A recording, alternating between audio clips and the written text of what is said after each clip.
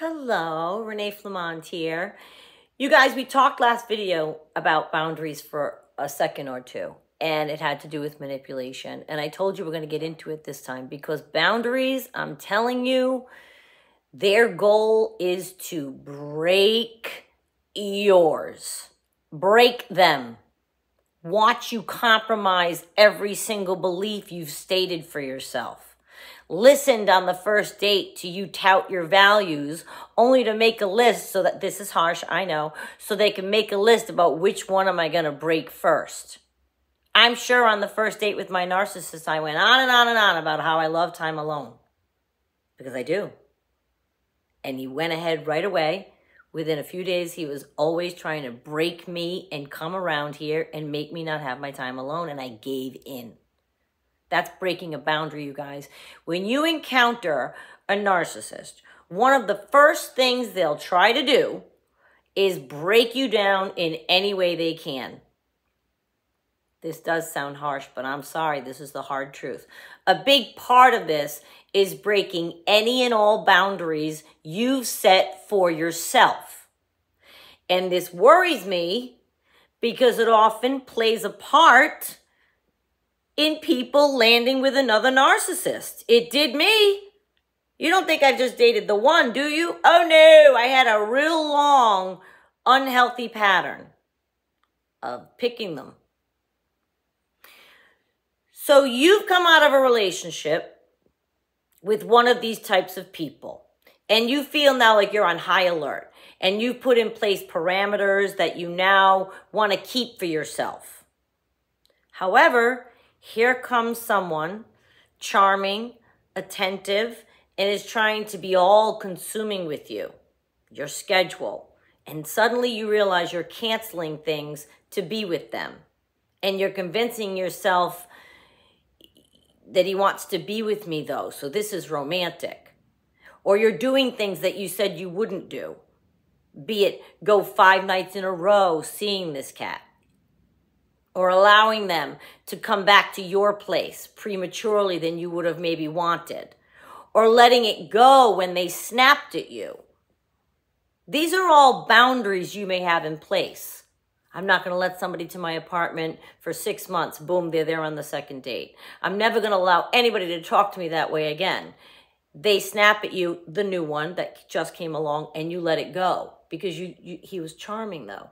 And he has all of this going for him. Don't forget, that's how the narcissist got you, too. You ignored a red flag. So somebody might insert right here before I even go forward. Somebody might say, well, people have bad days. People snap. Yeah, my best friend can snap at me. My mother can snap at me. My brother can snap at me. Not someone I'm just meeting for the first night. They're showing you their best self. They didn't earn the right in your life. There's nothing in the bank with a new person that I need to put up with them snapping at me ever. So that's a boundary I have. Look how mad I get because I can't believe what I accepted. But anyway, so now you're canceling things. And here's the thing.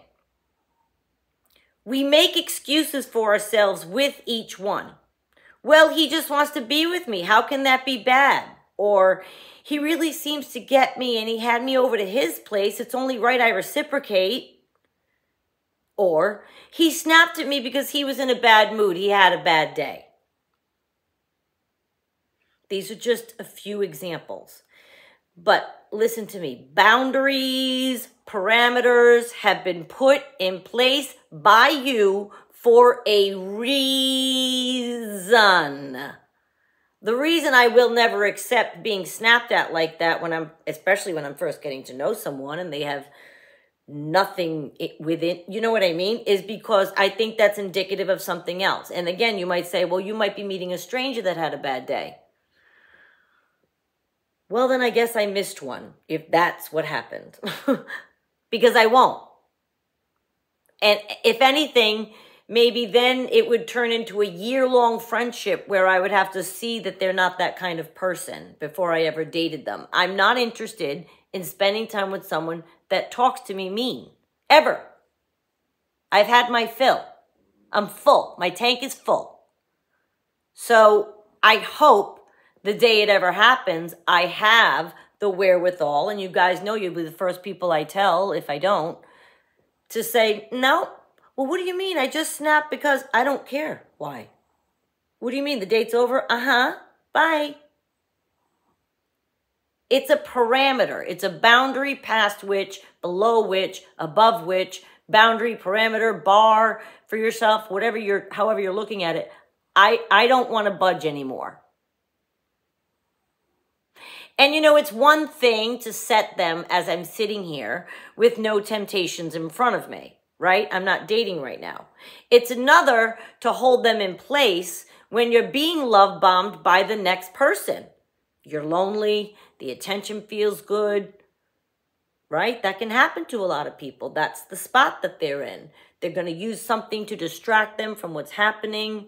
We've all done that. You go out and date people to distract you. Okay, fine, you're lonely, you put it in play. The attention feels good, and you're coming off this terrible thing, and someone comes along and pays you mind. Sometimes it's not the mind you want to be paid to you. We have to look through those red flags. Are they trying to break your boundaries in any way? And there's no way on any earth that anyone needs to steamroll over what you have set for yourself. If someone doesn't respect what you've outlined as vital to you, then they are not for you. Time alone is an example I've used. If I've let almost every single person I've dated in 15 years steamroll that. Do you know that? I've known for many, many, many years that I like my time alone. And I mean a lot. But it doesn't mean I couldn't be in a relationship. It just might not be the 24/7 thing that a lot of people seek, and that's perfectly fine. I know a couple in love, getting married, blissful. They both found it. That's what they wanted, 24/7. That sticky rice we've talked about. And it's blissful to watch. It's beautiful. But when you know in your heart, like, that makes me, I let it every single time I have given in. Every single time. So I don't know if in the future, the day I do decide, will I be able to say, no, you know what? I'll see you in a week. And it will go like that for however long I feel it needs to go like that. That doesn't sit well with people. Move very fast these days. That might mean that I end up alone, right? And you have to be okay with that. You have to be okay with the consequences of your parameters. So if you're feeling lonely one night and you're home and you didn't make plans with the narcissist, you told him you wanted to be home alone, and then he shows up at your door and you fold because you were bored and lonely, you're giving away a parameter now he knows you will, or she. You insert your own pronoun. We always say that. Do you follow what I'm saying? You got to remain steadfast to those. I can't stress it enough because I blow mine every time. And I'm not anxious to get out there and start dating again, but when I do, I am anxious. I have held them up. Anything that I told you guys last year, I went on a few dates, I did hold up my parameters. It worked quite well for me. And it's funny how those people go missing. You never hear from them again. You present one challenge to a narcissist, it's date one.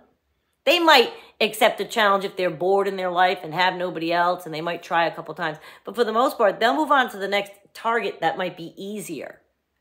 So way in the beginning is when you present your boundaries and your challenges to them and say, no, I'm good. I'll see you house Sunday. Meanwhile, they had 5 dates between then and Sunday. They may wait till Sunday or they may not. And they may take that Sunday to say, I'd like to see you more. I'd like to move up our schedule. Already forgetting that happened to me. I think I explained it in a video. I think it was like about saying no. No is a complete sentence, right?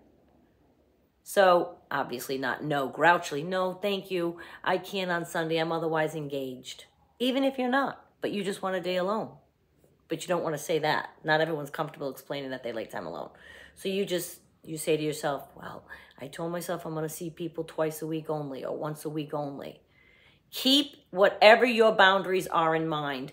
Don't allow it to get dropped and then you land in the lap of another narcissist. Remember, it's about manipulation, which was the last video. That's what they're trying to do. They're trying to manipulate your space, your time, your world to suit theirs. And the only thing we can do to protect ourselves against that is to insist on being treated a certain way and insist on not being treated this way. Whatever your parameters are. I referred to a couple of mine. I'd like to think that the person you meet respects your time, your wishes, your schedule, your frequency with which you want to see them, whether or not you invite them home or not.